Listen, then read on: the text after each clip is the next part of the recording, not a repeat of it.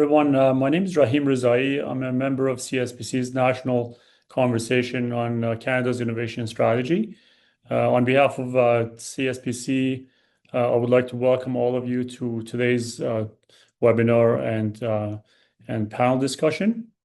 Before I begin, I would like to acknowledge that we are meeting virtually, but we're all joining from various traditional territories across Turtle Island.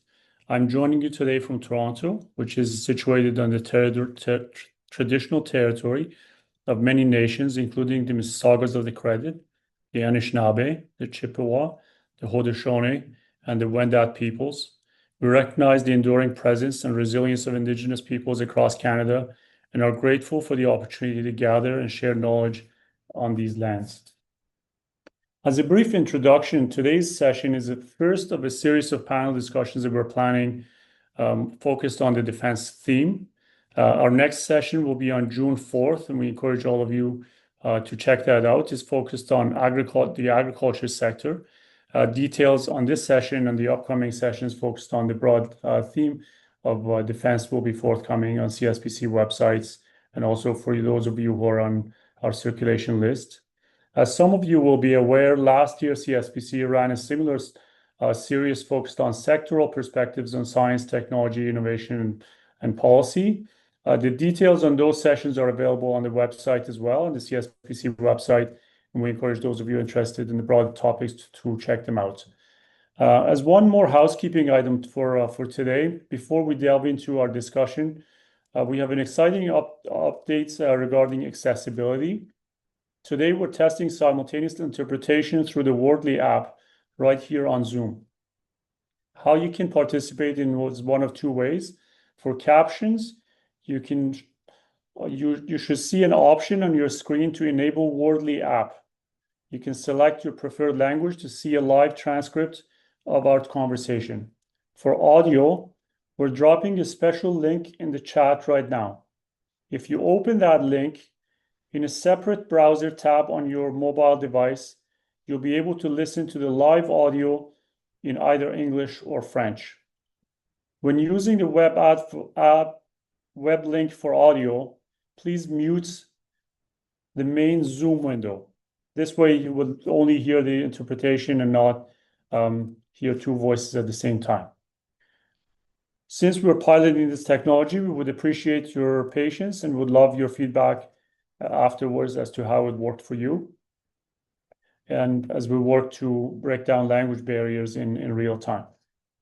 I will now turn it over to our moderator, Charlotte Duval-Antoine, the Vice President, Ottawa Operations and Fellow at the Canadian Global Affairs Institute, to lead the rest of the session for us. Welcome, Charlotte, and over to you. Thank you very much, Rahim, and good afternoon, everyone. Thank you very much for joining us. Today, I am joining you from Ottawa and ceded territory of the Algonquin Anishinaabe people. It is a pleasure to be here with you today to talk about the Defense Industrial Strategy, a long-awaited document that launched on February 17, 2026. Now that we have the document, the question remains, what is the strategy going to do and how it is going to be implemented, or how it should be implemented? To have this conversation, we have a wonderful panel of quite a diversity of perspective. So to start, we have Foutini Koutsavlis, Vice President of Economic Affairs and Climate Change at the Canadian Mining Association. We have Mike Mueller, President and CEO of the Aerospace Industries Association of Canada, Jason Myers, the CEO of Next Generation Manufacturing Canada, and last but not least, we have Danielle Perry, Director of Federal Affairs at the Council of Canadian Innovators. So before we get started, I would like to send it back to Dr. Rahim Rizai, Executive Director of the Institute for Collaborative Innovation, who will provide us an overview of the strategy before we delve more into a conversation about innovation and sectorial implementation of the strategy. Rahim? Well, thank you, Charlotte. Let me just share my screen here for a second. Um,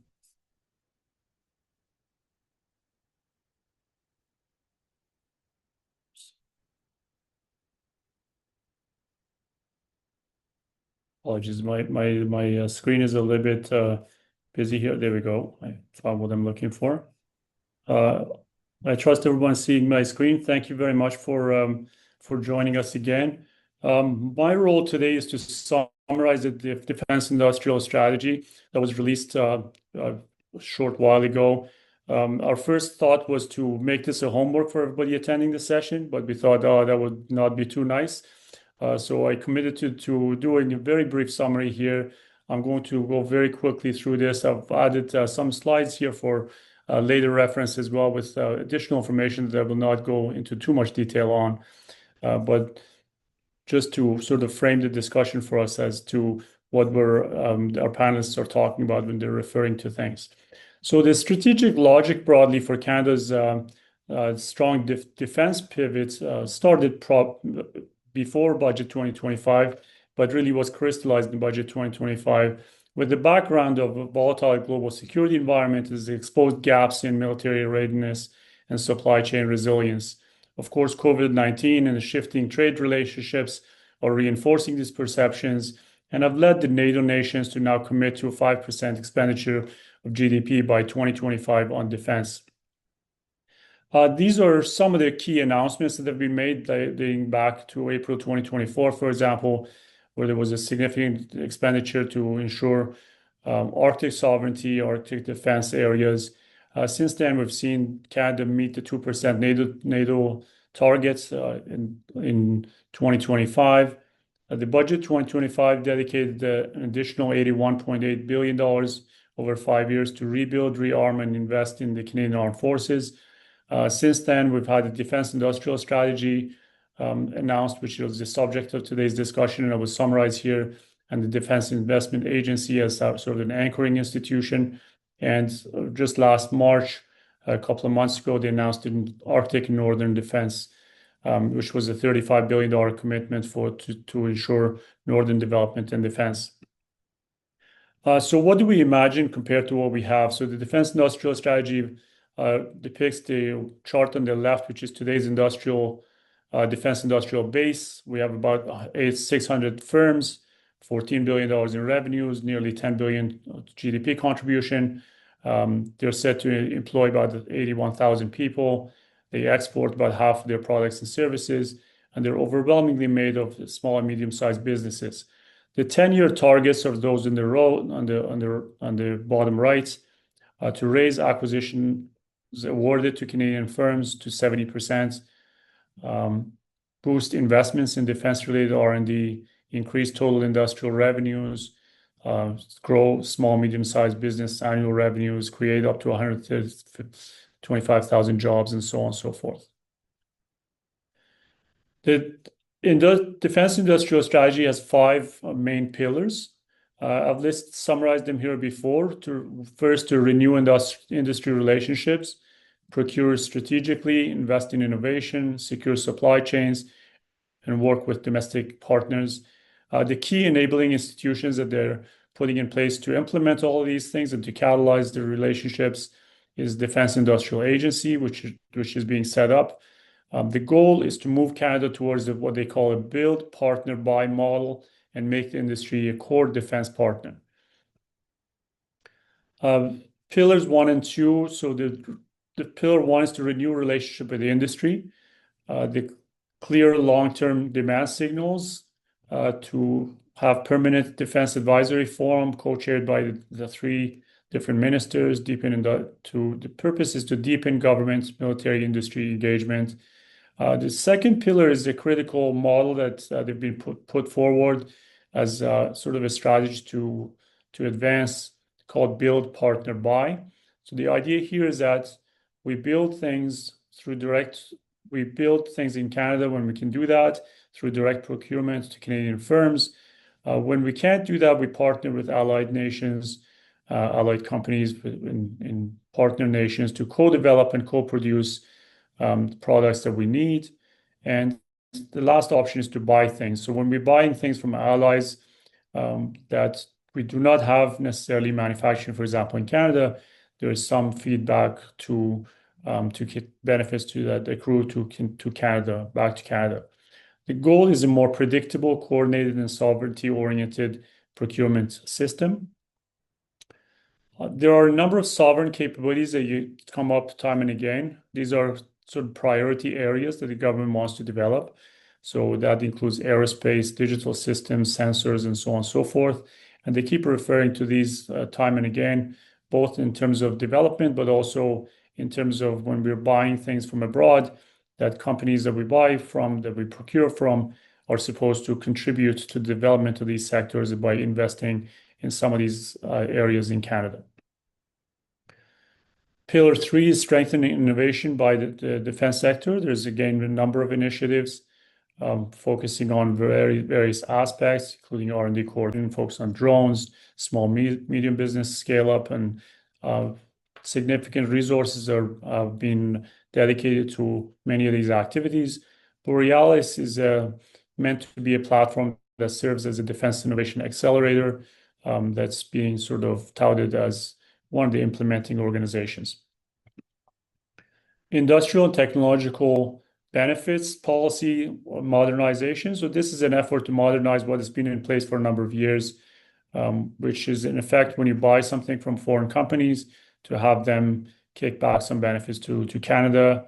They're simplifying this process and trying to streamline it to be more coordinated along with the strategies they're following these days. Pillars 4 and 5. Pillar 4 is to secure supply chains for key inputs and goods. For example, to launch the Canadian Defence Industry Resilience Program to strengthen priority supply chains. They will publish a defense critical mineral strategy later this year. Under Pillar 4, they talk about work with domestic partners in the northern region in the Arctic. Goals again establish, use federal, provincial, territorial mechanisms for defense industry development, promote Indigenous participation, use northern defense-related infrastructure to create dual-use infrastructure that can be used for military and civil uses. The goal is to connect industrial policy to critical outputs, northern infrastructure, Indigenous engagement, and so on. I will stop there and turning back to Charlotte for the rest of this presentation. Thank you very much. Thank you very much, Rahim, for this excellent overview that gives us the necessary context for the conversation today. So to give people a lay of the land of how we're gonna approach this session, I'm gonna ask shortly each panelist to provide their perspective on the defense industrial strategy and how it is impacting their industry and sector. Then we're gonna have a more fulsome conversation with panelists, and then at around 1:15 you will have the opportunity to ask questions to the panelists. So make sure you use the Q&A function and that you can upvote the questions that you're most interested in hearing, so that you can we can address them and prioritize the questions that are more of interest to you. So as Rahim said, the goal of the defense industrial strategy is very much to help Canada meet its NATO commitment in spending money in defense with intentionality and in a way that can benefit Canadians, the Canadian economy. So Fatini, I will start with you with providing the view on the defense industrial strategy from a mining and critical mineral perspective, given that it is an element that is outlined in the defense industrial strategy. Great. Thank you very much, Charlotte. And maybe I'll ask Rahim if he could stop sharing his screen. That would be helpful to us. Apologies, I'm not sure. And I'll continue on. So once again, thank you very much. I'm pleased to join this discussion today. And from a the perspective of Canada's mining sector, the defense industrial strategy is an important and perhaps overdue shift in how Canada thinks about national defense, industrial policy, and economic security. What is significant about this strategy is that it recognizes something that the mining sector has been saying for some time. National security, economic security, supply chain security are now deeply interconnected. And you may see from these panelists that are part of this discussion today, one of these things is not like the others, and that would be me, because traditionally the mining sector and our association has been part of these discussions with respect to defense-related issues and policy development. So that's why I'm very pleased to be here and also talk to in terms of why it is important for us to be part of this conversation and part of how this strategy is developed and also implemented. Critical minerals are no longer viewed solely through the lens of resource development or the energy transition. They are increasingly recognized as foundational to defense capabilities, advanced manufacturing, digital infrastructure, and geopolitical resilience. From that perspective, the defense industrial strategy is important because it moves beyond procurement alone and begins to position Canada's industrial base, supply chains, and strategic resources as core elements of sovereignty. As Rahim mentioned in his context setting part of our discussion today, the strategies build partner buy framework is particularly notable because it reflects a broader shift taking place globally. Countries are increasingly reassessing the reliance on concentrated and potentially unstable supply chains, especially for inputs that are essential to defense and advanced technologies. For mining, the key point is simple.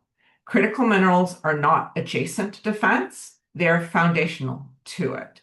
The sovereign capabilities that were identified in the strategy, aerospace, digital systems, space, autonomous systems, advanced manufacturing, infrastructure, communications, they all require and reliable access to minerals, metals. So that includes copper, nickel, aluminum, graphite, uranium, tungsten, gallium, germanium, rare earth elements, cobalt, lithium, and many others. Canada has very significant strengths in this area. We produce more than 60 minerals and metals, and we're a leading producer of uranium, potash, nickel, aluminum, palladium, and gold. And we also have world-class potential in copper and graphite, lithium, rare earth elements, tungsten, niobium. The strategy itself highlights that NATO has identified 12 defense critical minerals and that Canada currently produces or has projects that span 10 of them. Canada also benefits from strong environmental and regulatory frameworks. We have relatively low carbon electricity in many jurisdictions across the country. We have deep technical expertise. We have recognized ESG performance, and we also have extensive Indigenous partnerships across the mining sector. So the fundamentals are strong, but the challenge Canada faces is not a lack of resources. The challenge is execution, its competitiveness, and concentration risk. Globally, supply chains for many critical minerals remain highly concentrated, particularly in processing and refining. China continues to dominate significant portions of rare earth refining, magnet production, and has expanded export controls across a growing list of critical minerals and technologies. Those trends are forcing allied countries to rethink supply chain resilience and trusted sourcing. At the same time, Canada faces domestic challenges that should not be overlooked. Despite our resource base, production of several key commodities has declined over the past decade, including copper and nickel. Canada has also lost smelting and refining capacity over time. That matters because many defense critical materials are not produced directly at the mine site. They are often recovered through processing and refining, including as co-products from polymetallic operations. Importantly, the strategy also commits the Government of Canada releasing a dedicated defense critical mineral strategy later in 2026, focused on production, processing, stockpiling, procurement, and coordination with allies. I think that is very significant development because it formally integrates critical minerals into Canada's defense and security architecture. It also signals recognition that secure access to minerals is not simply a commercial issue, but a strategic requirement for military readiness, industrial resilience, and allied cooperation. From the mining sector's perspective, that alignment between defense policy and critical minerals policy is essential. My overall reaction to the Defense Industrial Strategy, or the overall reaction from the Mining Association Canada, is fairly positive, particularly its focus on domestic capacity, strategic procurement, allied partnerships, and dual-use northern infrastructure. However, key challenges going forward will be implementation. The strategy will only succeed if Canada can move from policy momentum to execution at the speed of business.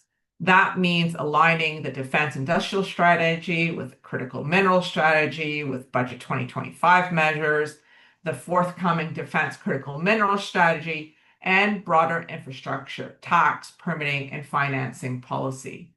For example, one of the fastest ways to increase near-term mineral production is through brownfields expansions, where projects already benefit from infrastructure, permits, workforces, and Indigenous partnerships. Yet many existing tax measures are still not fully designed to support those near-term opportunities. Similarly, processing and refining capacity cannot be viewed in isolation from upstream mine development. Without reliable feedstock and strong project pipeline, midstream competitiveness becomes extremely difficult. The strategy is right to emphasize secure and trusted supply chains, but trusted supply chains do not just emerge automatically. They require long-term investment certainty for investors. They require infrastructure, efficient regulatory systems, a predictable procurement signal, and coordination with allies. And for the mining sector, it reinforces that critical minerals are no longer simply an economic opportunity. They are increasingly central to Canada's national security and allied relationships moving forward. So I'll stop there. Thank you very much once again for the opportunity to provide you this context, and I'm looking forward to the discussion that follows. Thank you very much, Rotini. Mike, I'll turn to you as aerospace is one of the mentioned sovereign capabilities in the defense industry. I'm quite interested in hearing your perspective on the document. Well, thank you, Charlotte, for moderating this. You always do an excellent job, and also really appreciate the partnership we have with CG AI. So anyone looking to see thought leaders, make sure you check them out. Rahim, I thought that was an excellent overview also, so thank you, and thank you for the invitation here. My name is Mike Mueller, CEO of the Aerospace Industries Association of Canada. We're the National Industry Association for aerospace manufacturing. We cover defense, civil, space, both on the manufacturing side, but also on the MRO, so the maintenance, repair, and overhaul, or the in-service support side of things. So as I tell my kids, if you're building a plane, putting a part on a plane, repairing a plane, that's who we represent, and we're the intersect between industry and then government. So happy to give a few thoughts on the release of the Defense Industrial Strategy. It's something that we as an industry have been calling for quite a long time. We've really highlighted the need for government to have an industrial strategy to ensure that they are supporting key strategic industries such as ours, such as the mining sector. And so really pleased to see this come together. It's a long-awaited, necessary step to, again, strengthen Canada's defense industrial base. You're right, Charlotte. Very important to us that aerospace was identified as a strategic sector, and very pleased to see that the government has identified it as essential to Canada's sovereignty, economic resiliency and also allied partnership. I always come back to a quote from the previous Secretary General of NATO, and he put it, I think, just so perfectly. Without industry, there is no defense, and we really feel that. And the industrial strategy is a recognition of that. That we need to build the defense industrial base for both from a defense perspective, but there's also a lot of economic benefits that's going to come from this. And Rahim, you did an excellent job highlighting some of the very ambitious targets that the Prime Minister has put in place with respect to the outcomes of the defense industrial strategy. And again, we couldn't agree more with those outputs. Maybe just a little bit on the aerospace sector. We're in every single region of the country. We support more than 225,000 jobs right across the country, contribute more than 34 billion in GDP, and we remain Canada's top manufacturing R&D sector. So again, I think a particular interest to this crowd is that innovation, long lead times for aerospace, but we're really built on innovation, and we have no future unless we're continually innovating, pushing forward, and that's developing the next generation of aircraft, but also the next generation of IP and jobs. And Canada really has what the world needs. So again, that advanced aerospace manufacturing, simulation and training, again, also identified as a key sovereign capability within the defense industrial strategy. Space-based technologies, and again, we see this with the launch of Artemis 2. That's really put it at the forefront of Canadians' minds right now. But again, you can't use a cell phone. A lot of the technology we use right now is underpinned by a space-based asset. As I mentioned, maintenance and sustainment capabilities. And then again, that emerging dual-use technologies, so critically important for the defense side of things, but also with aerospace. So we're very pleased to see the defense industrial strategy. And we really do feel that it's now the opportunity to renew that relationship between government and industry, accelerate some of those procurement and production timelines, again, to deliver the capability for Canada and also its allies. I should say the previous speaker made a great point. It's not only aerospace, not only manufacturing, but it's a full ecosystem across the board. And so we need to take a look at it from a holistic approach, which I'm pleased that the industrial strategy has done. Again, identifying out those critical minerals. Without that, we can't do what we do. Also identifying out some of the pieces with respect to innovation, absolutely critical. Having the government as a willing partner with industry is going to unlock opportunities, but also the workforce. At the end of the day, if we don't have the people to do these things, we're not going to be able to succeed across the board. Maybe just on some of the outcomes, and I know we're probably going to get into some of the details in the Q&A pieces, but very pleased to see the Prime Minister cast that vision of increasing innovation by 85%, increasing the revenue for the defense industry by 240%, increasing jobs by 125,000. But I think what's most important, or a key pillar for us, is the increase in defense exports by 50%. So this is absolutely key to aerospace. 80% of what we do is exported.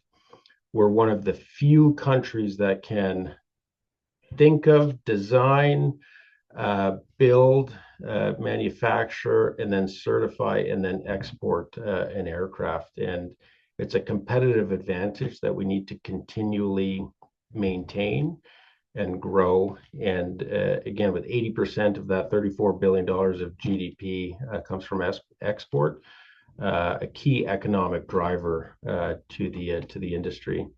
I'll maybe just focus on the first three pillars of the strategy. The number one pillar, which I was so pleased to see, is renewing the relationship with industry, and that's something we've really been calling for. For too long in the past, we have been in different silos, and really bringing together industry with government, with the CAF is incredibly important to make sure that we're at the forefront and in the conversations when government is setting different requirements as opposed to just reacting. So incredibly important. Pleased to see the government putting that as pillar number one. Pillar two, the build, partner, buy. Again, we can do a lot in this country, and we should be doing it. We need to recognize, especially in aerospace, we can't do everything. So again, what can we build here? What do we need to partner on? And then what do we need to buy? Again, I think that formulation makes a lot of sense. And then pillar number three, the innovation side, absolutely key. So I would agree with the other panelists so far. Execution is both the challenge and the opportunity for industry and government together. And I think there's a responsibility on government to come forward with the plan, come forward with the strategy which they have. And there's things that are going to be coming out of that strategy that industry is keenly looking towards. ITBs, the definition and policy surrounding sovereign champions. But I also think that industry has a role to play to position itself for success, identify the opportunities, and making sure that they're positioned to take advantage of a lot of the pieces that are going to come through the defense industrial strategy. So maybe, Charlotte, I'll probably keep it there and let you move on. Thanks again. Thank you very much, Mike.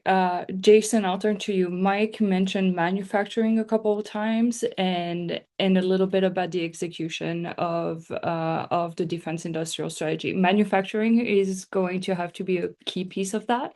And since it is what you focus on, I'll let you speak to that. Thanks, Charlotte, and thanks for the invitation to join the panel today. So I lead a group called Next Generation Manufacturing Canada. We are an organization that builds advanced manufacturing capabilities in Canada, and we do that two ways. Our job is really to bridge the gap between research and development and technology on one hand, and manufacturing requirements on the other. We do that by integrating technologies, bringing in the R&D to support applications in manufacturing, and it's a pretty successful process. I find myself really trying to look at the strategy from a glass half full perspective. Totally agree with Fotini and Mike. The important part of this is the entire ecosystem perspective, the importance of building out the supply chains in Canada. From my perspective, the manufacturing capability, the production capabilities here in Canada. And I think the strategy goes some way in acknowledging that. I think we all applaud and are impressed by the overall objectives of security and sovereignty and prosperity, and how to maximize that.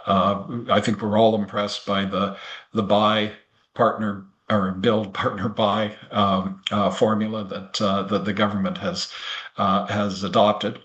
There are significant opportunities. The risks, the ambition of the strategy, I think, is all very positive. And I totally agree that it's a strategy. It's not an execution document, and there's a lot to be done to show how the government is going to carry out the ambition and meet its objectives. But I still think it's in a way a glass half full.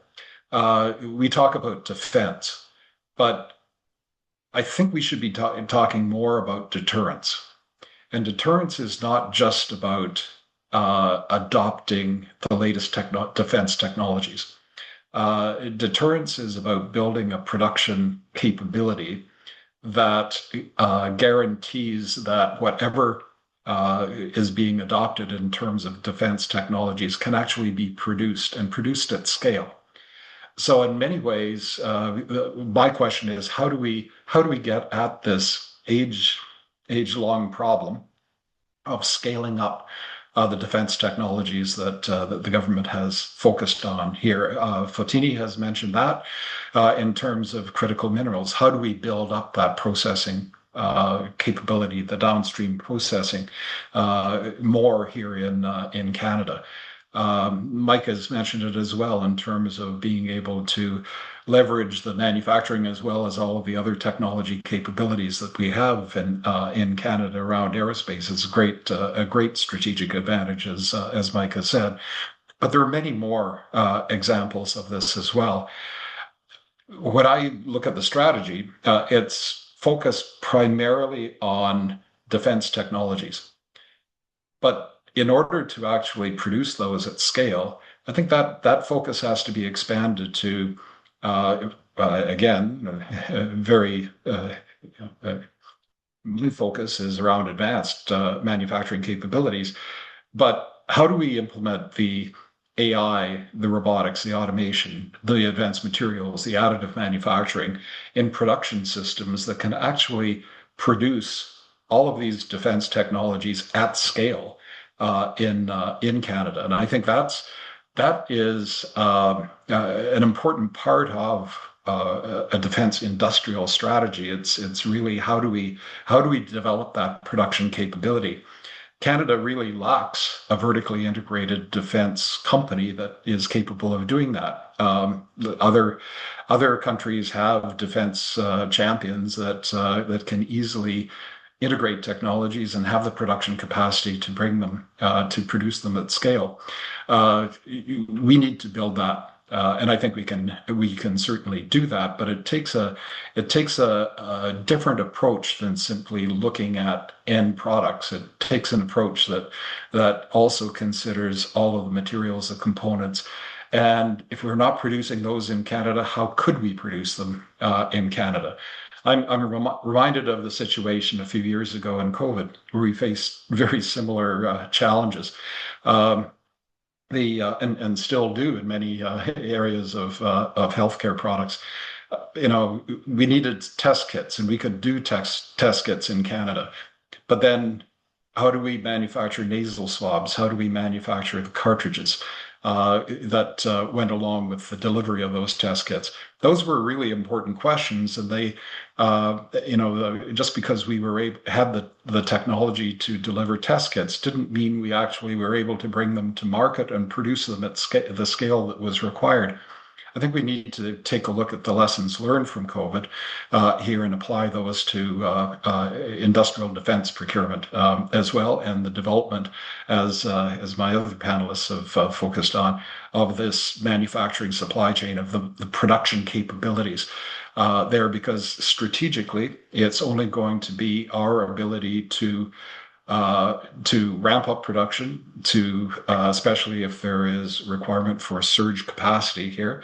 It's only going to be our ability to actually produce things, manufacture things in Canada, that is going to maximize our security and our sovereignty, as well as, of course, the prosperity that I think this strategy really promises.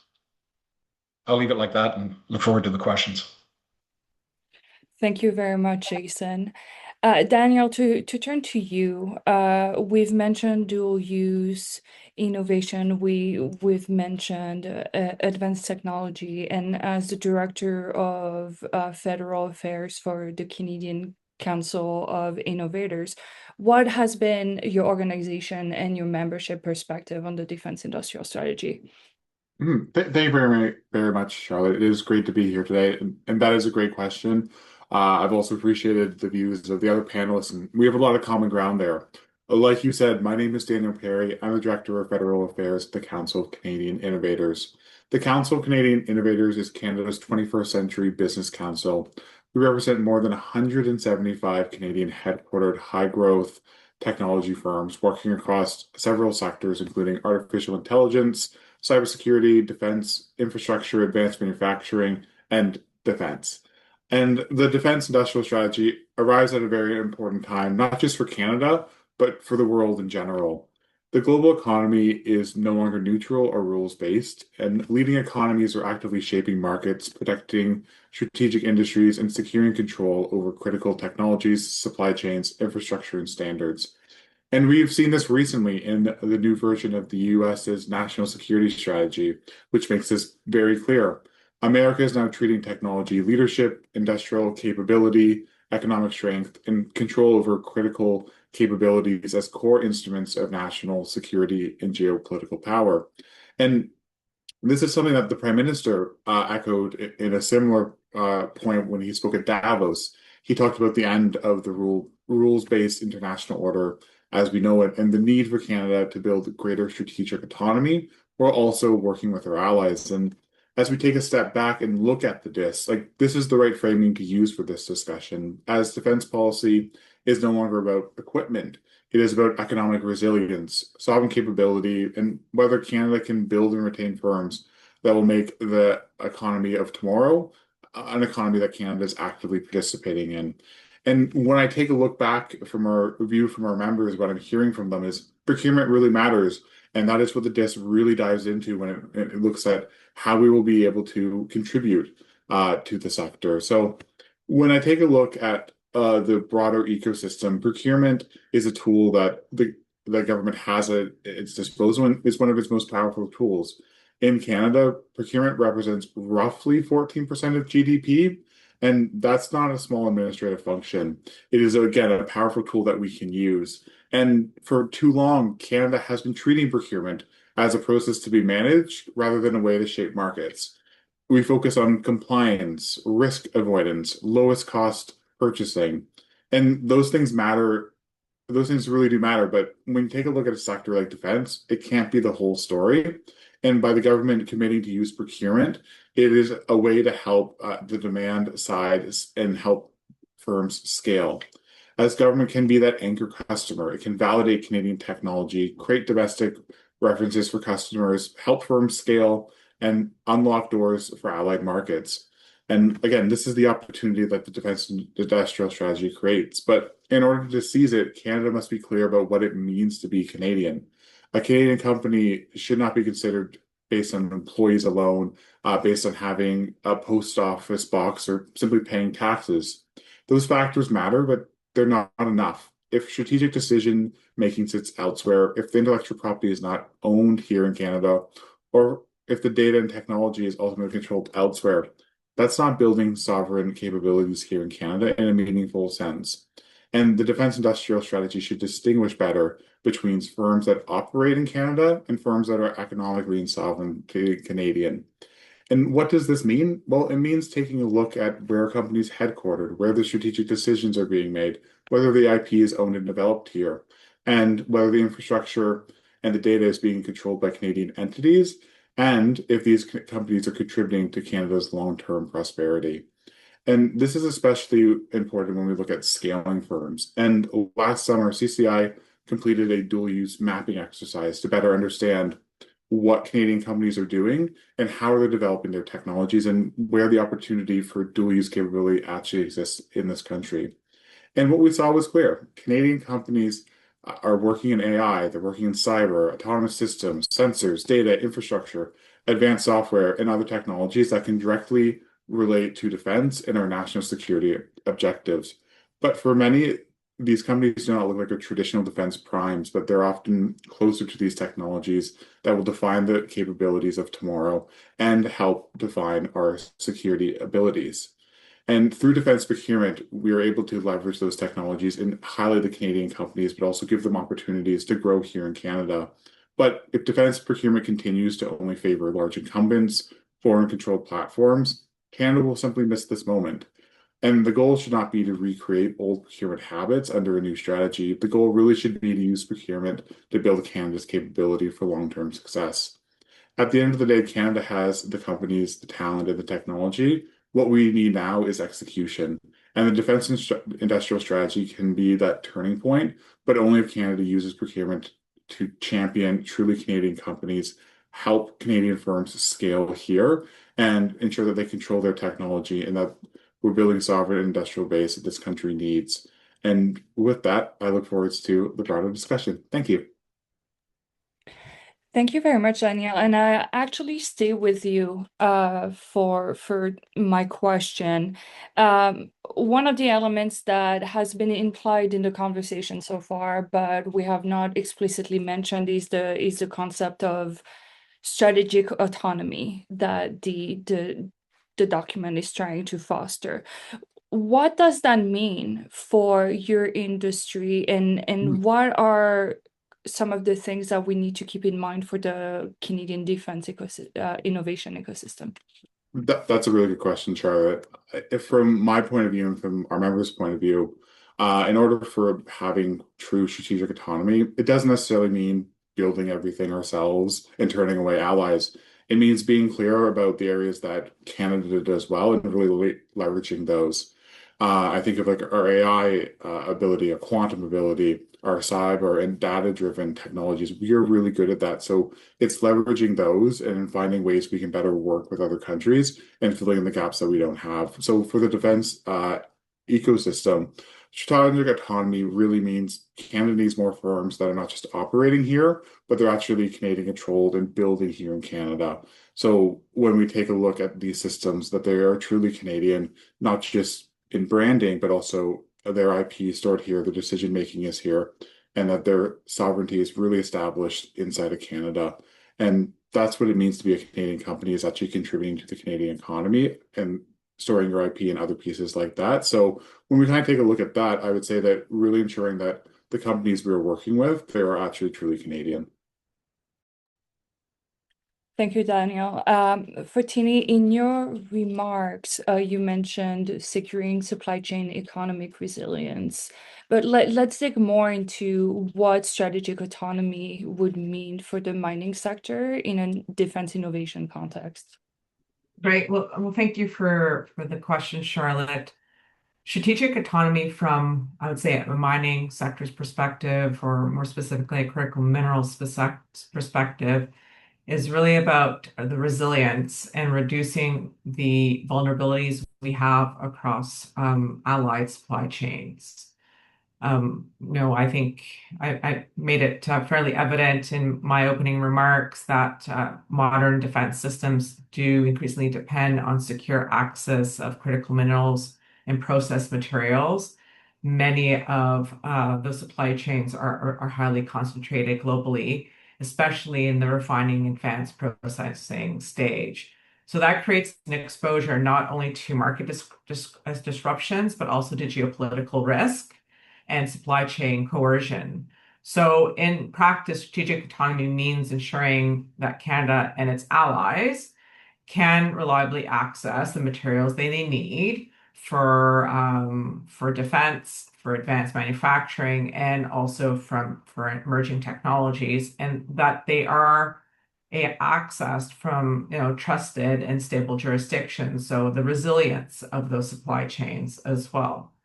And for Canada, that does not solely mean on extraction, but also strengthening that downstream processing, refining, infrastructure, logistics, and the broader ecosystem around that supply chain integration with our allies. And strategic autonomy for us does not mean we should be acting alone or pursuing complete self-sufficiency.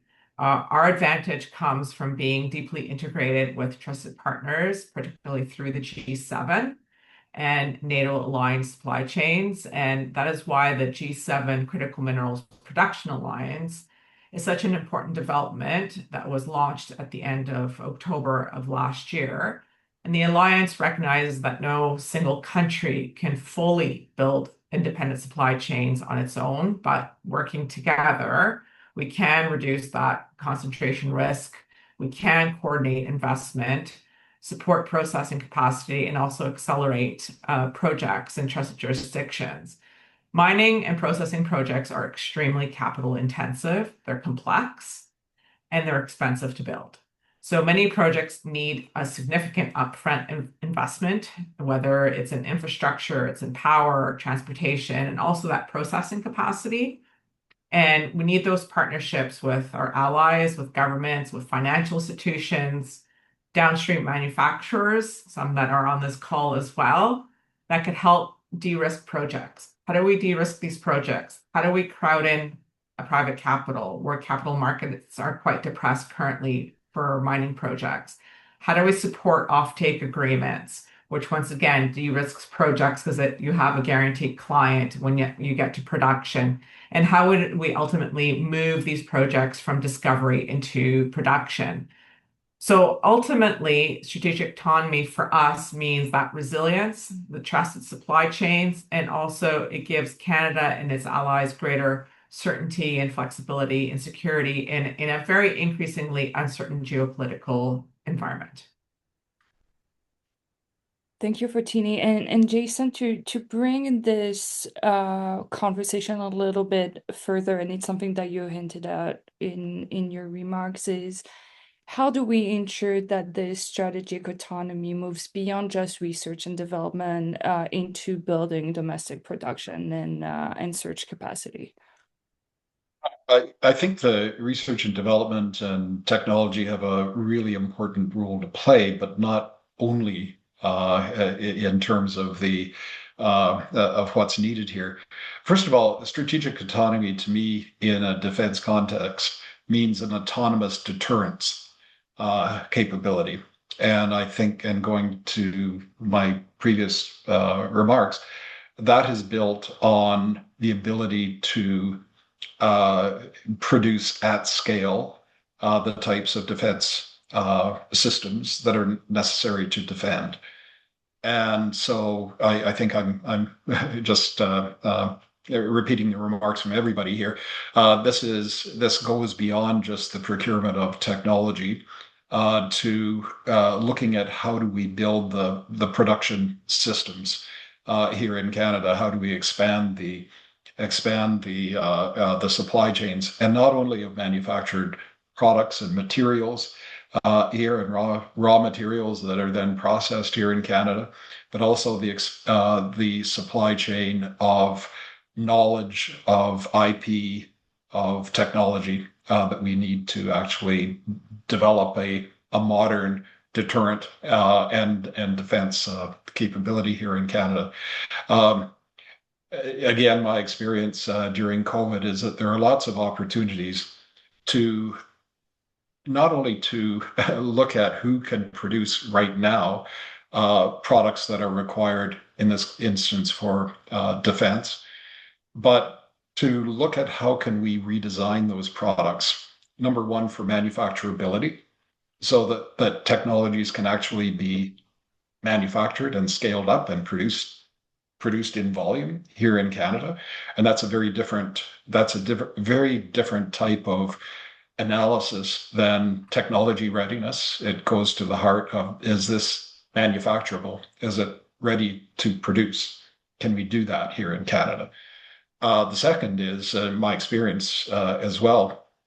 There are many opportunities to redesign products to ensure that critical materials, critical components can be manufactured in Canada or are manufactured in Canada, and that the final product is also manufactured in Canada. So while there's an emphasis in the strategy about build in Canada, that has to go further than just simply are we building right now the final products for defense procurement. It really goes to the heart of, can we build the entire supply chain, supplying the materials components to make sure that we have the resilient supply chains that Fontini mentioned. I'd also say that, unless we're looking at how do we integrate technologies and manufacturing capabilities and developing a much larger type of production system here, in which the technologies are very important,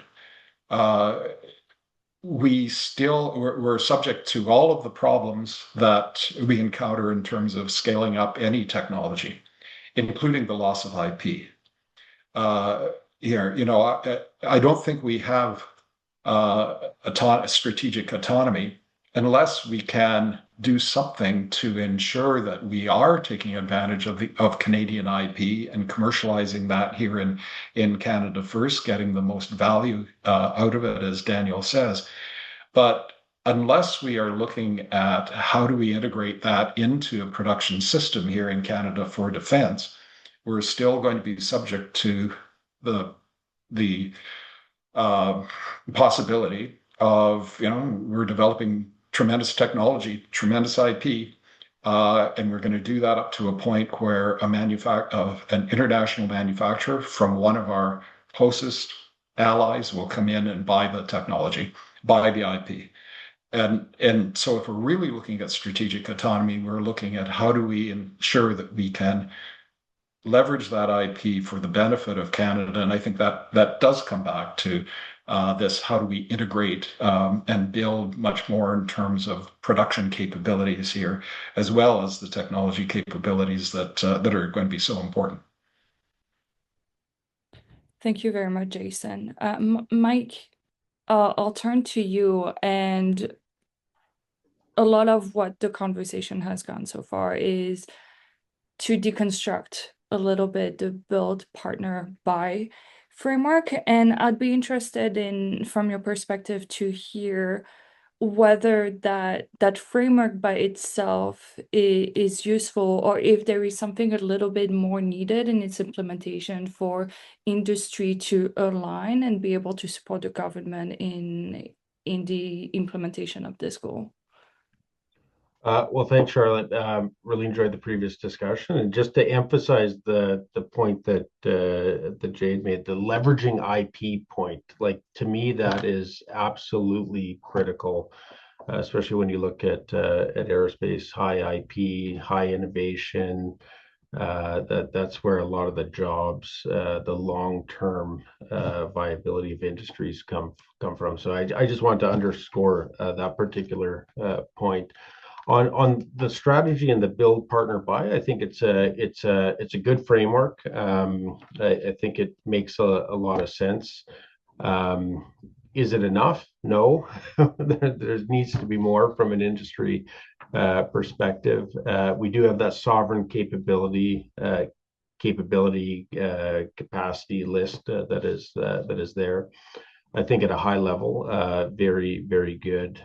What I'm looking for is, how is that being aligned with procurements and the procurements that are coming forward? And industry relies on predictability, certainty, and I think drawing that continuum across the board is going to be critical. The Defense Investment Agency will be absolutely key to this process, and I know there's legislation right now before the House of Commons that's going to be formalizing that group. And to give credit to the government, they're being very ambitious, and a lot of this is happening in real time, in a very, if you look at a historical nature, a very short amount of time. So again, taking that sovereign capability list, taking that build, partner, buy framework, aligning that with some of the procurements that are coming next. And Charlotte, you know more better than anyone else. Key will be the requirements coming from the CAF, or the Royal Canadian Air Force, in our perspective. So again, that if I look at that pillar one, even before the build, partner, buy, the need for engagement with industry. So early engagement, early collaboration at the definition stage of these procurements that are coming forward is going to be absolutely key. And then you can define out, what can we build here? What's better to partner with allies, and what do we need to buy off the shelf? But that conversation, we have to move away from, and we are moving away, I believe, with this strategy. So kudos to the government and the Prime Minister on this, because that's where it's being driven from. But we're moving away from this transactional approach to procurement, which is what we've been calling for, to a more strategic approach. And so we got the high level piece. There still needs to be some pieces put in there. And again, we still have to see, how is the government going to be defining out Canadian champions? We have ITB changes. Again, that flows very closely into the leveraging IP discussion that was had before. And again, formalizing that engagement. I love it when Jay's on a call, because he always says things that just capture it so perfectly. But he had mentioned before the COVID piece and the lessons learned out of COVID. And if you look at the aerospace side of things, government had a strategy. They had priorities. They had timelines.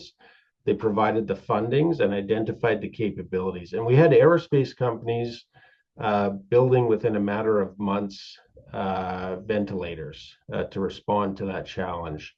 And it's because they had those ingredients from the government on what was required. So we got the strategy, we got the funding. On the procurements, we're still looking for the timelines and some of the capabilities. So there a little bit more work has to be done. The government's recognizing that. But if we can get those ingredients there, we can do this. Industry can pivot. We've done it in the past, so I'm pretty optimistic, but there still needs to be work done. I would also just say, in some advice from industry that we always give, I think industry is looking at this strategy as with a bit of a gold rush mentality. That if they're in the right spot at the right time, they're going to figure out how to contribute to this strategy and all the extra funding that's coming along with it. And I'm encouraging folks that you need to look a little bit more long term. It's more of a, sorry, Fatina, I'm probably stealing some mining metaphors here. It's a long-term piece, and it's a mine, if you will. So industry needs to do the hard work of identifying out the opportunities, identifying what they need to do. We have a lot of companies right now that aren't traditionally in the defense space, looking at how to get into the defense space. And there's a whole host of things that you need to start thinking about and doing before you have that conversation. So I think of AS9100 certification, CMMC, so cyber security aspects that come along with defense, security clearances. Take a look at some of the big procurements, figuring out where do you fit in those OEM supply chains to take advantage of some of the opportunities that are coming out, because it's multifaceted. There's a lot going on. There's a lot of barriers to entry on the defense side of things, and folks have to be realistic in some respects. So, sorry, Charlotte, that was probably a long, rambling way of answering the question. You mean fulsome and holistic.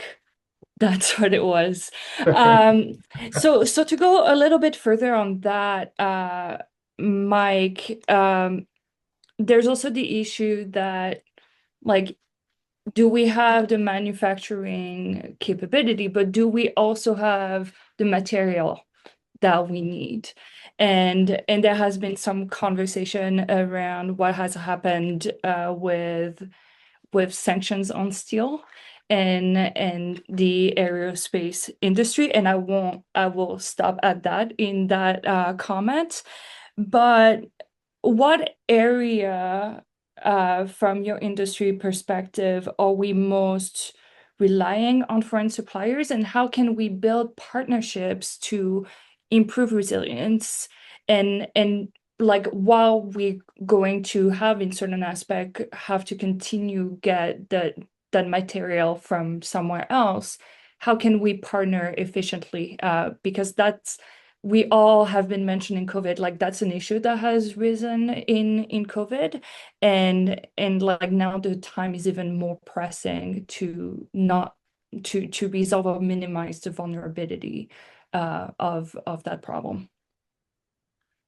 Yeah, I think the dependence on foreign suppliers, again, aerospace is very globally integrated, and again, I see that integrated within allied supply chains is a strategic advantage, not a weakness. There's a industry leader that always asks me a question. He says, how many parts do you need to fly a plane? And your mind thinks 1 million, 100,000.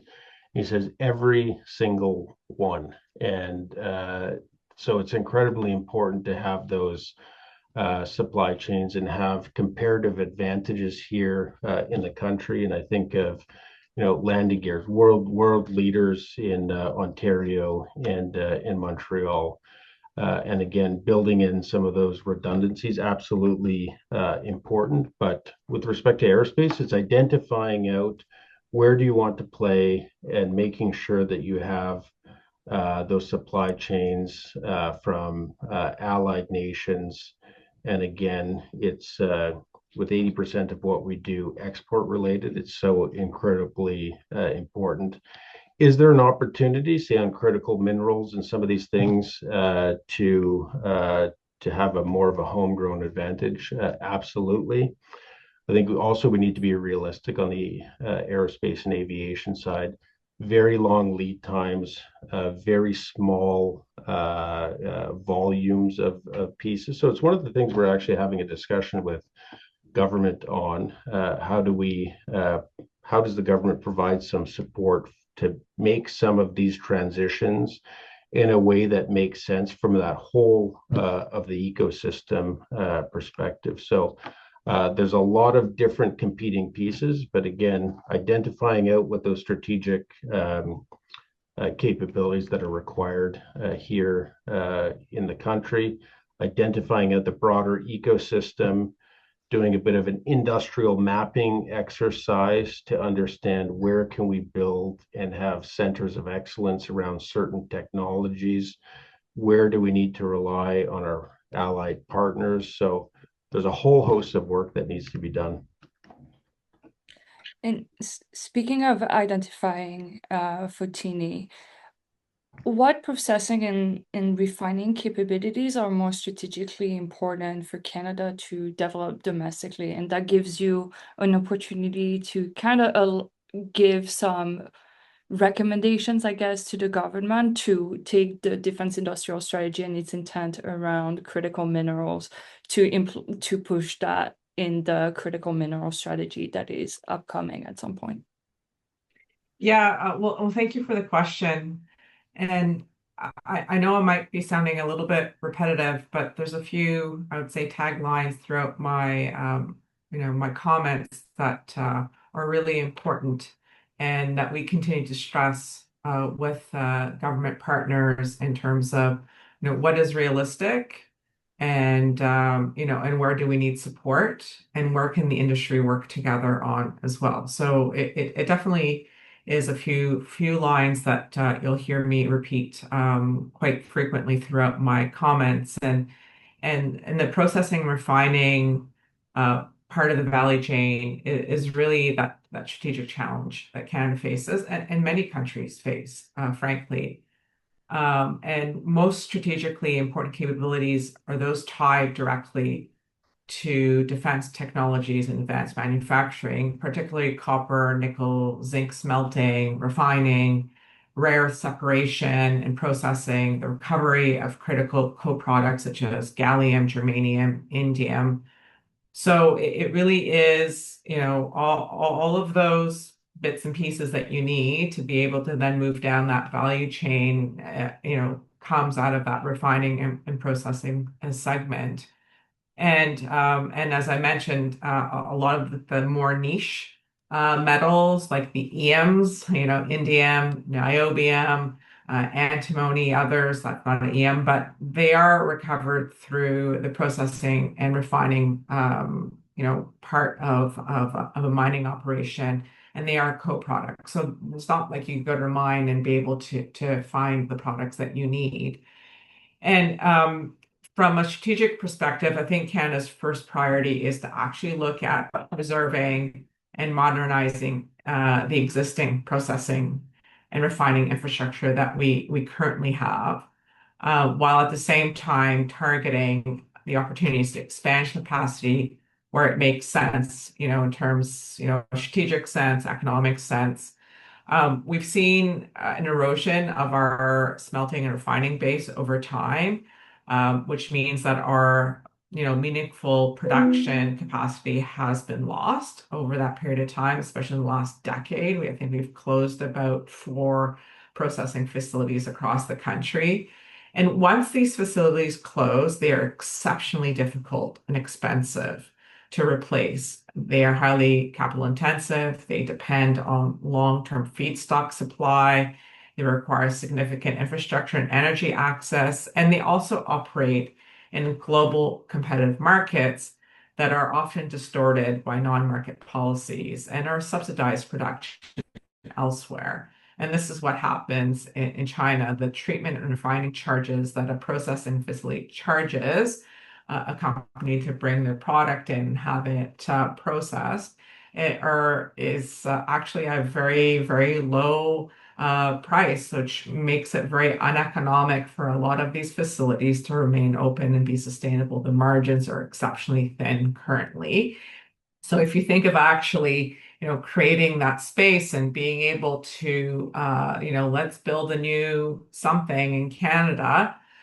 First of all, we need to have reliable feedstock. So what does that mean? We need to be able to have the production and extraction of feed to be able to bring through that facility. So if we don't have that upstream mining capacity and production grown at a significant clip, then the economics for a process facility is just simply not there.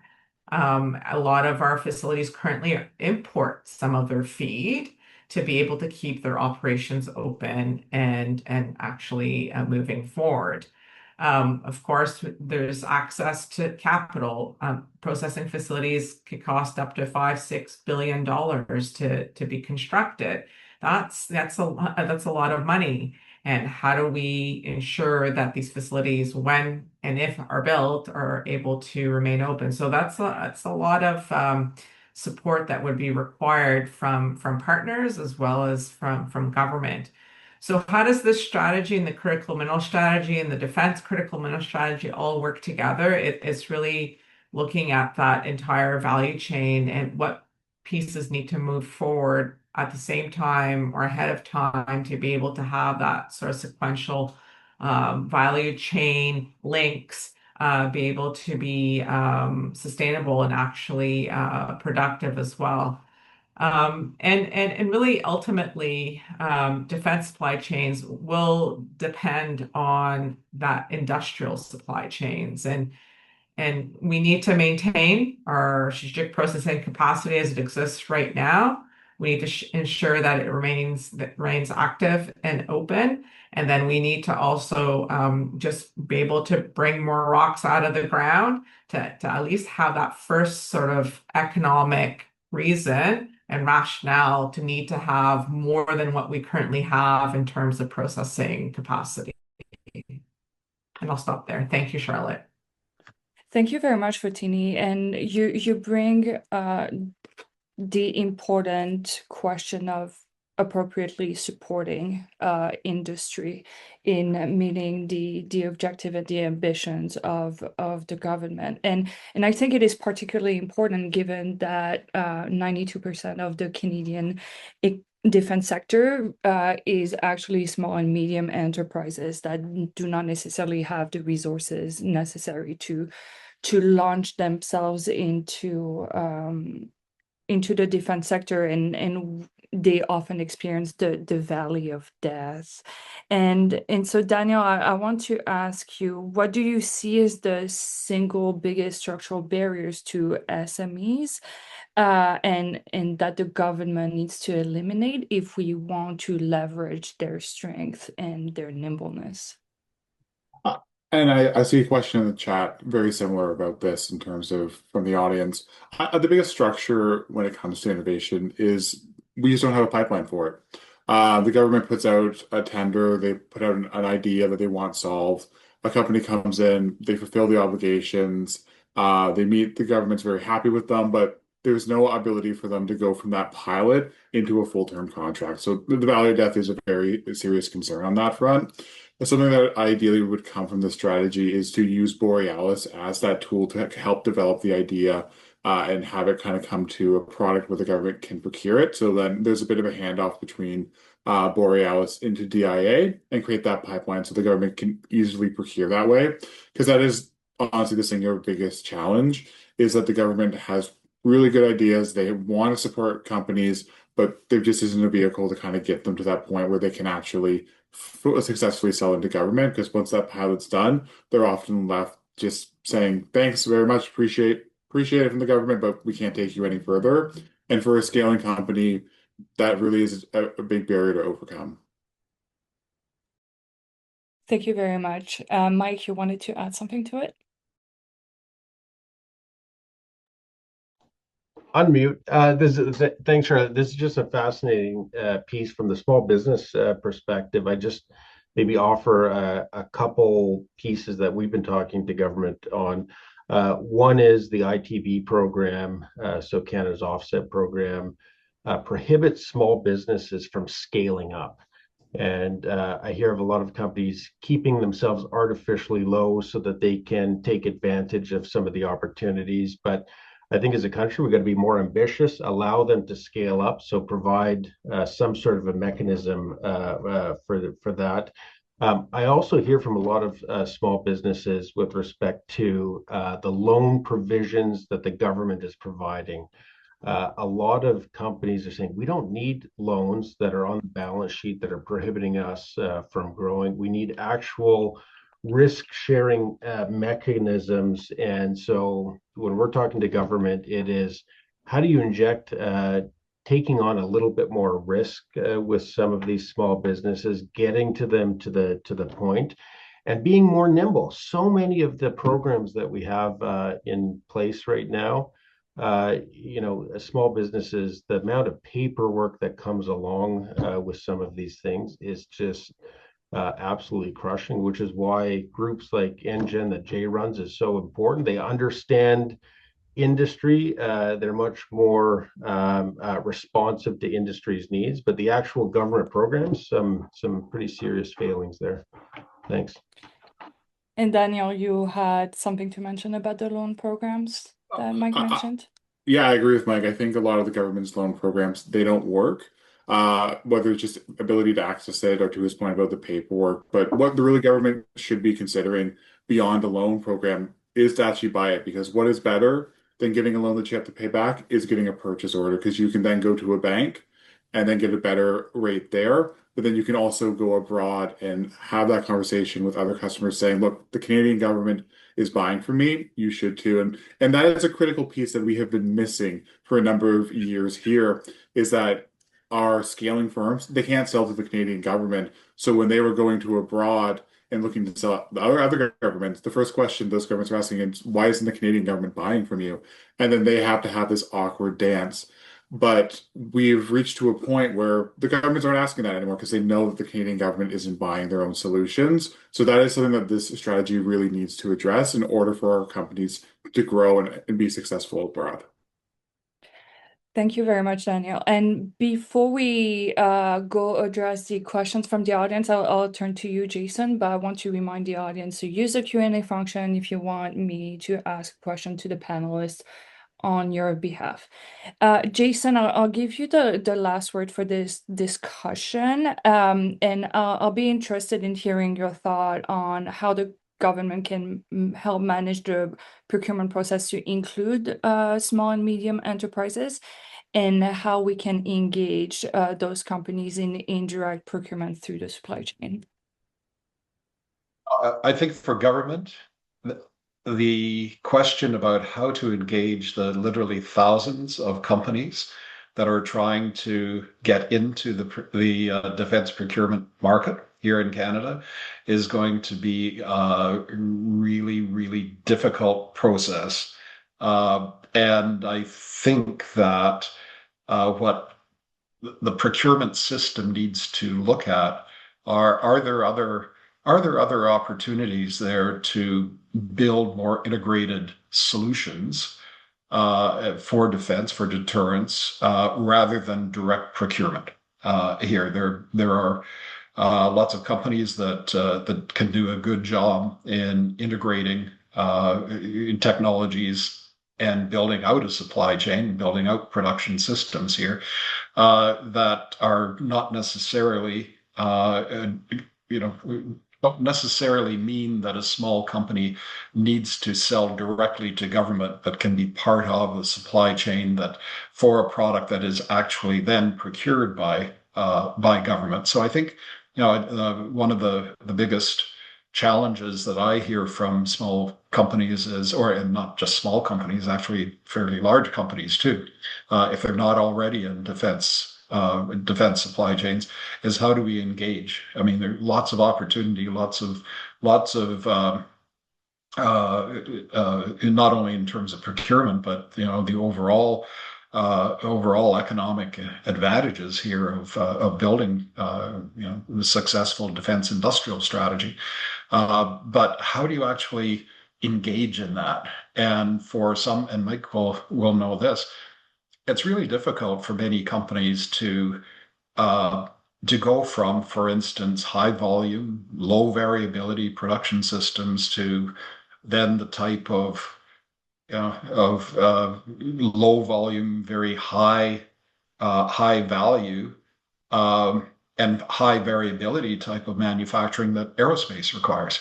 For example, that's not an easy transition for companies to make. And I guess what where this is coming down to is we really need to align across all of government programming and policies. If we're really serious about a defense industrial strategy, then our trade policies and our policies for industrial capital support and our policies for innovation really have to deliver on the objectives of this strategy. The strategy can't stand alone, and that also includes provincial policies, provincial programs as well, and particularly, for instance, on the critical mineral and mining side and permitting side, and so it's what we're really talking about here is a very complicated, complex, but really necessary change in industrial strategy, and it's broader than just simply defense. I just maybe conclude on a couple of things. The idea about focusing on dual use and repurposing commercial technologies that are already commercially viable and positioning those for defense purposes is a really good strategy. But I laugh sometimes when we've got almost every technology and every product out there that is being produced in Canada is now dual use. Well, it's not really dual use unless there's actually a defense purpose for it.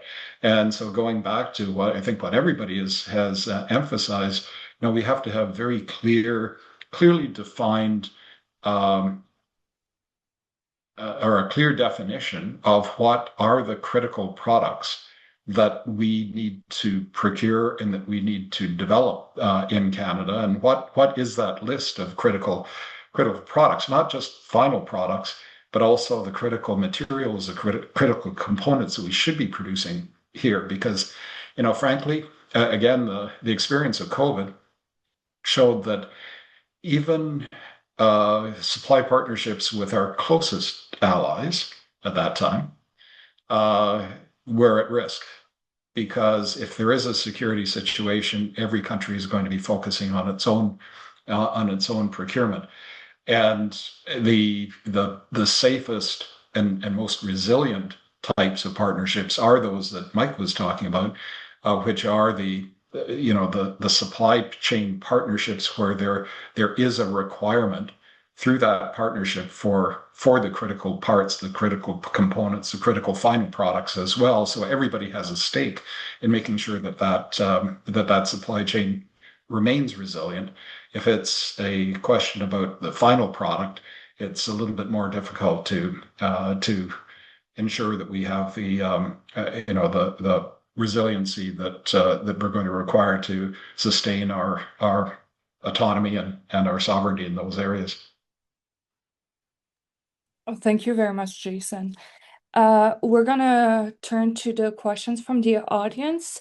For the attendees, there is a poll that is going to pop up on your screen very shortly.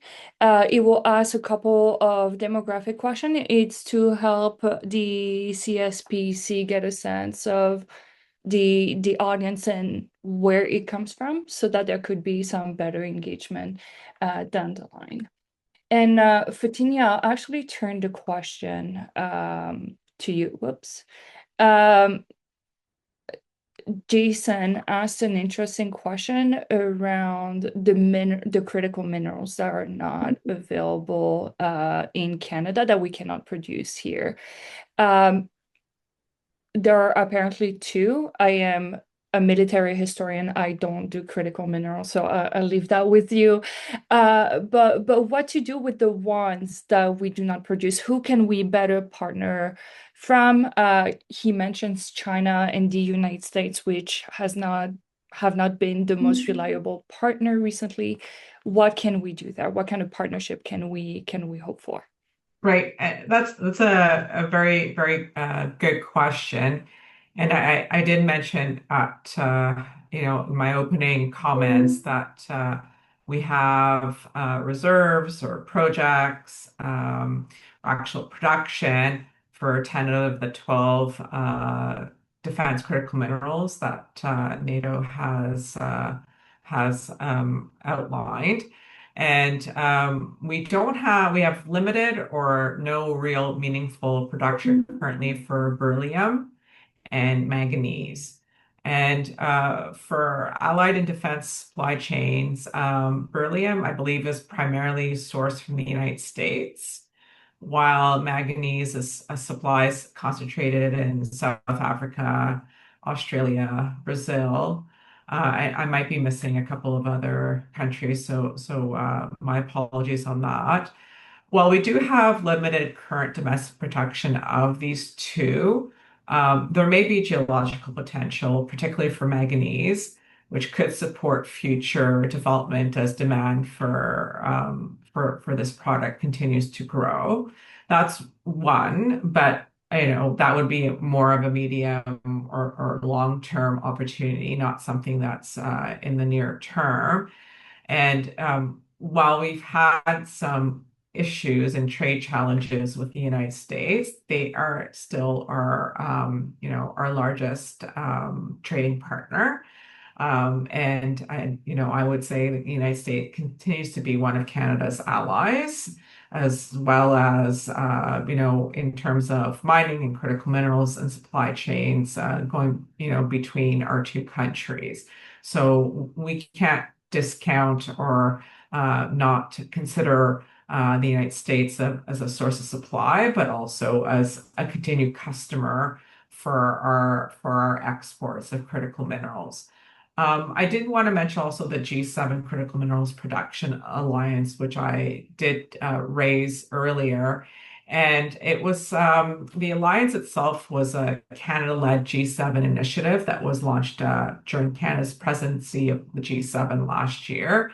And it was pulled together to build secure, resilient, transparent global critical mineral supply chains, while at the same time trying to counter China's dominance in some of these supply chains. So there is a lot of work happening currently in how G7 plus countries could come together and coordinate public or private capital to try to fast track some of these mining projects and try to be able to bypass that sort of highly concentrated, unreliable markets. So the first spot is always to recognize you have a problem. We have a problem, and working collectively with our G7 partners will definitely help at least see the path forward and being able to have secure supply of those two other minerals that we don't actually produce right now. And then also looking within Canada and seeing, is this possible, and how can it be, how could those issues or that requirement be met? Thank you very much, Fotini. So we have about 5 minutes left, so I'm gonna target the questions a little bit more. One of them is quite interesting, and I'll address it to you, Mike, first, but I would like to expand it to so that Daniel, you can speak to it, and then Jason, I'll turn another question to you. So someone says, once we export our product, is it still considered part of national defense? Given involving geopolitical tensions, what can we do to ensure that our aerospace expertise or tech expertise remains first and foremost a sovereign benefit to Canada? For example, are there any, or slash, do we expect any future constraints on who we export to? So Mike and Daniel, I will let you answer that. And for you, Jason, someone said, fully agree on the importance of Canadian processing and manufacturing, etc. However, there are market reasons why these have not evolved in Canada naturally at a high level to date. What have been the main barrier to this kind of industry evolving naturally and successfully in Canada? And if the government helps to break down these barriers to help this kind of work gain traction, will the industries become self-sustaining afterwards? So exports, keeping sovereign expertise in Canada, and then manufacturing. Mike? Okay, I'll try and tackle, that's a big question, but I'll try and tackle it quickly. So sovereign capability, I agree. We got to keep that capacity and capability within the country. Absolutely critical to do that. And I think that's what the Defense Industrial Strategy is attempting to do. Again, you got to nurture it, you got to have a strategy, or else you start to lose some of these pieces. On the export side, Canada does have an export permitting regime that is in place to sort of address some of those challenges that you had raised, Charlotte, if, depending on where it's going and what's going to happen. We have had some recommendations on the export permitting process to give more clarity and predictability to industry. More on the governance side of things. So again, the process, where is it at? Because oftentimes we feel it's unfair for companies to be going around the world and looking at different opportunities and not having a clear picture of what the export requirements are. And we've had some challenges on some of these things with what some people would say like-minded countries. So again, a lot of those issues seem to be getting better under the current government, but there's still some governance pieces. So yes, retain the sovereign capability, big focus on export. We need to have that. There is an export permitting process to address some of the challenges that are there, rightly so, but we need some process changes there. I hope that answered it. Daniel? I agree with much with Mike had to say. I know we have 1 minute left, so I'll make it rapid fire. I think we're doing, at least the CCI outside of defense, our members export to 190 markets. I think what the real challenge is how we innovate here in Canada and how we're buying Canadian and how we can better do that. So I think before we shift too much focus globally, we also need to look in-house and be better on that front. And Jason? Just very quickly, the manufacturing sector is under tremendous pressure, especially now. So there have been really good economic reasons why the sector has shrunk in size, but I wouldn't discount our manufacturing capabilities here, as Mike was saying, especially aerospace. We're world leaders in the aerospace manufacturing as well as technology. There, I think we can look at other manufacturing champions across the country. Certainly on the car parts side or the automotive parts side, and in machinery, equipment, many sectors that are specialized. I think Canadian manufacturers compete on value; they don't compete on volume, and we do a pretty good job in competing. In fact, our manufacturing profit margins are higher than on average over the last 25 years than U.S. manufacturing profit margins are. So we're doing something right. We've got a big job to improve competitiveness, to improve capability. And part of that is finding customers. So that's one reason why the defense strategy is so important. But it's also building the right supply chains, the right manufacturing and production capabilities, and that's, I think, as everybody says, that's not done overnight. So where the government can help, I think, is to help offset the risk of the restructuring of manufacturing supply chains, of manufacturing transformation. These are highly risky endeavors. They're going into new areas. They need innovation, and none of that is going to be borrowed from capital markets or from banks. It's all going to be funded through cash flow.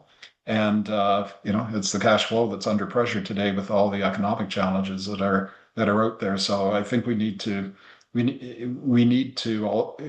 set a direction, and we need to have, I think, government a good role for government to play is offset the risk of building some of these sovereign production systems that we need to ensure critical supply of critical products here. That doesn't mean, of course, the government does everything. It just means taking a look at where government can be most influential, setting direction, clearing the way, but also providing some mitigation for the risks of innovation here.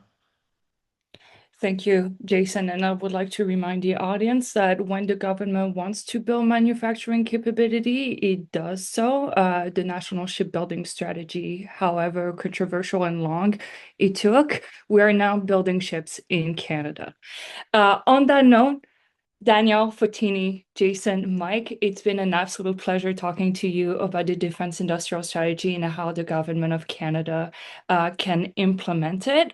And thank you to the audience for coming today, listening to us for 90 minutes, and to the CSPC for having us. Stay tuned for their next webinar on June 4th. And for the rest of you who are going to CanSec, we'll see you then. Take care, everyone. Enjoy this beautiful Wednesday afternoon in Ottawa. Bye. Thank you. Take good care. Bye. Bye now.